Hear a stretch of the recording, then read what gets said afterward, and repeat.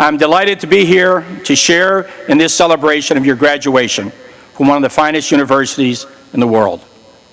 You and all the family and friends whose love and support helped you reach this point should be very proud.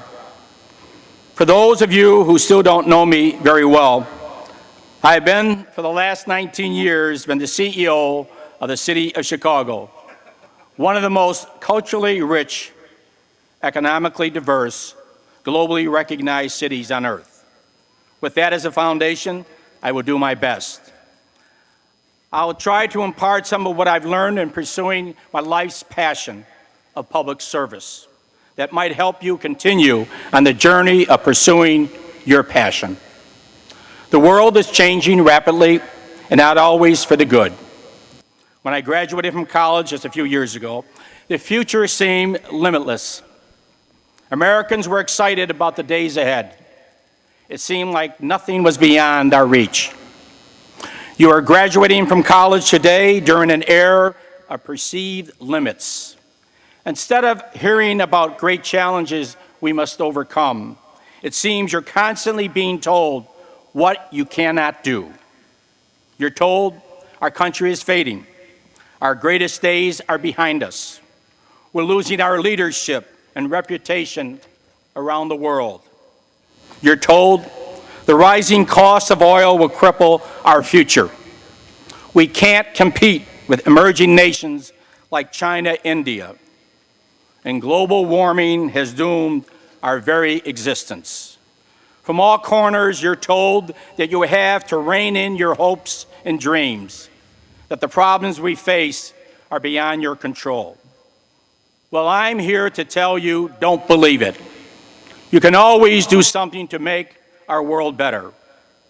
So I believe this day is a good opportunity for us, not only because of the long relationship between Northwestern and the great city of Chicago, but also, quite frankly, because I want to ask you for your help.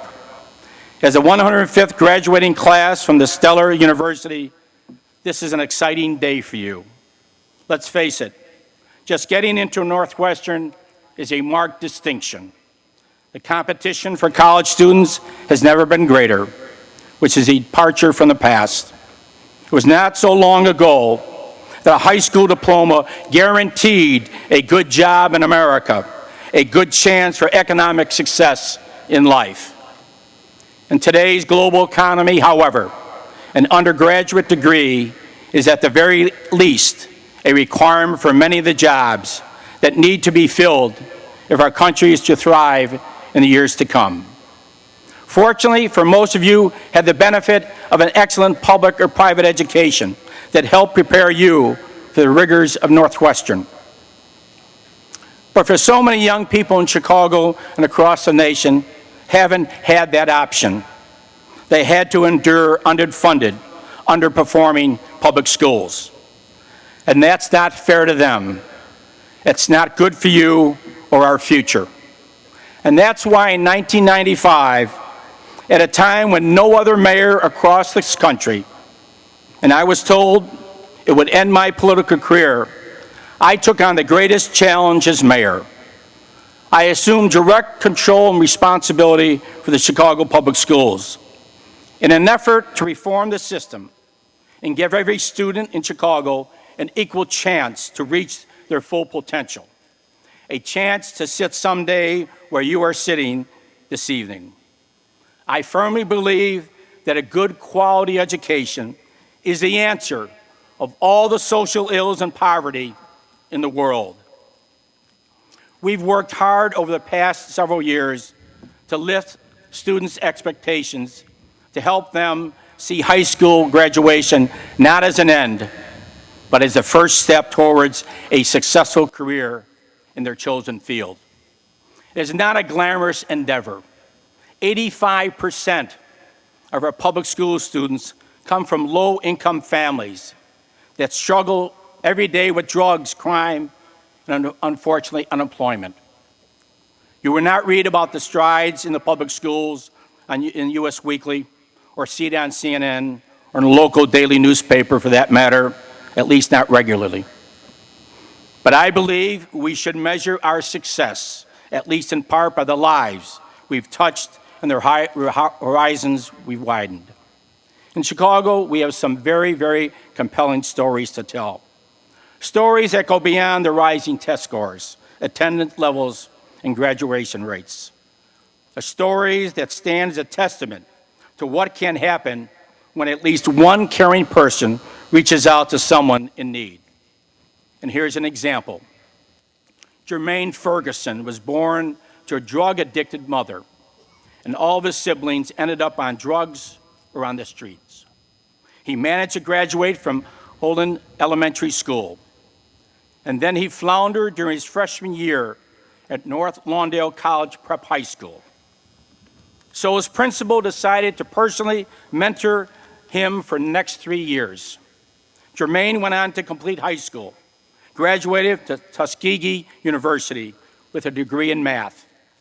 He now teaches at the Urban Prep Charter Academy in the Inglewood neighborhood, bringing hope to another generation of kids. And here's another example in the story.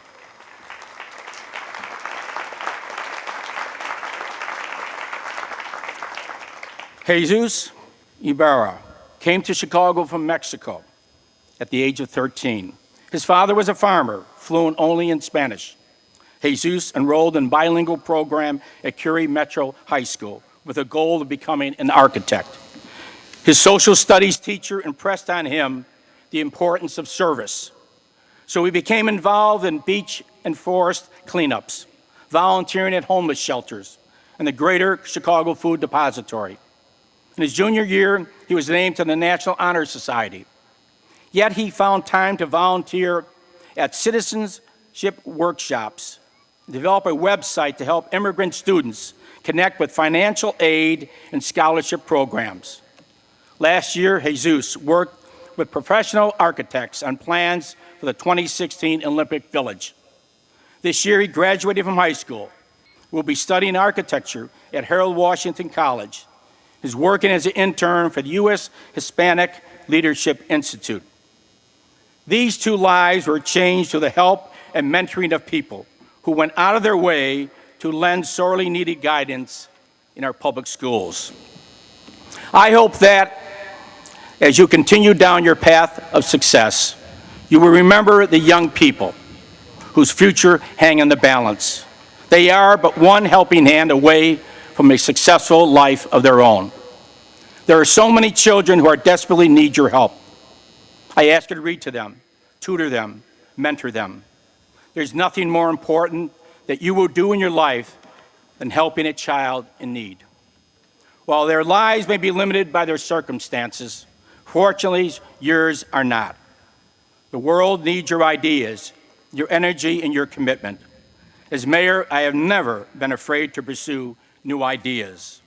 Long before global warming and greening became the hot topics of the day, we put Chicago on course to become the most environmentally friendly city in the nation.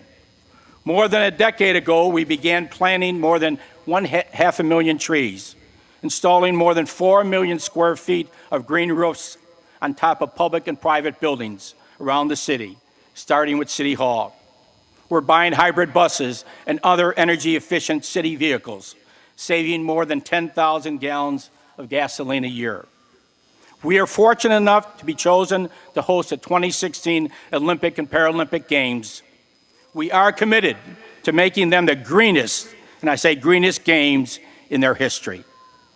Earlier this month, I was in Athens, Greece, where Chicago was named a candidate city by the International Olympic Committee to continue the competition for the 2016 Olympic and Paralympic Games.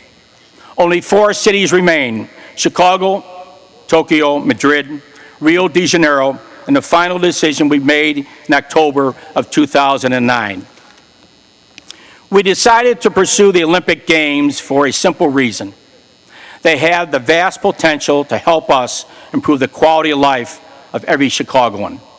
The Olympic and Paralympic Games would attract new visitors from around the world to the United States and Chicago, increase our standing as a global city, generate goodwill, and create new business and jobs for the people of our region. And this is another example where we could use your help. I know that many of you from different cities across the country and even around the world reach out to your friends, build excitements about Chicago's bid, show your support, sign up for the 2016 website, or be a volunteer.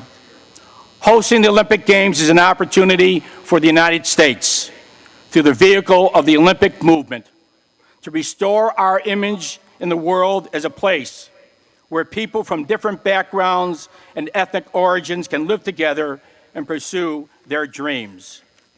In Chicago, we live that ideal every day. We welcome immigrants from other lands as we have for generations. Out of the diversity comes our strength as a city and as a nation, even as we struggle to overcome our greatest challenges. We've been told over the past few decades that government is a problem, not the solution. Instead of leaders like John F. Kennedy, who asked young people to consider public service, we've had public and private leaders who seem to believe that the pursuit of profit is in our nation's highest goal. Well, certainly there's a place for that. And of course, we believe in personal enterprise in this country. But at our best, we believe in public service as well. When individuals with similar beliefs are willing to come together so they can accomplish great things, they literally can change the world. Some of you might know exactly what you would do with the rest of your lives. You might have some specific dreams and goals and ambitions. You should pursue them with vigor. But whatever your goal is in life, try hard to make it meaningful. Try to pursue a life work that will endure. I know we all think we know the difference between what is lasting and what is passing. But sometimes when you start living your life, it's not so easy to keep it straight. As you delve into whatever career you decide to pursue, it's easy to get caught up with your work in the pursuit of success. But it's important to remember to give back to those less fortunate, because helping others will give you the balance you need in your life. In my political career, I have found that treating people the way you like to be treated seems like a simple rule to live by. But it's not so simple in practice. Politics today has become an exercise in tearing down other people. If you're not with me, you're against me. I'm red, you're blue. I'm right, and you're wrong. But the truth is, ladies and gentlemen, real leadership, political or otherwise, isn't just about winning elections or making big salaries. It is about having the courage to make difficult decisions. It's about working together and finding common ground to help achieve common goals. It's about civility in our public conversations.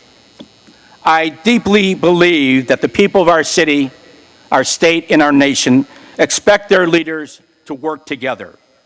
Even when there are differences on policy, they want public discourse to be respectful. They want things to get done. There must always be room to disagree about substance and policy. But that's accomplished by talking, not shouting, by building bridges and not barriers. Leadership is about creating an environment that brings out the best in people, the best ideas, the best effort, and ultimately, the best decisions. We create that environment by recognizing that compromise is essential to all of our progress. These ideals, I hope you will remember throughout your lives, because your chance to change things is here.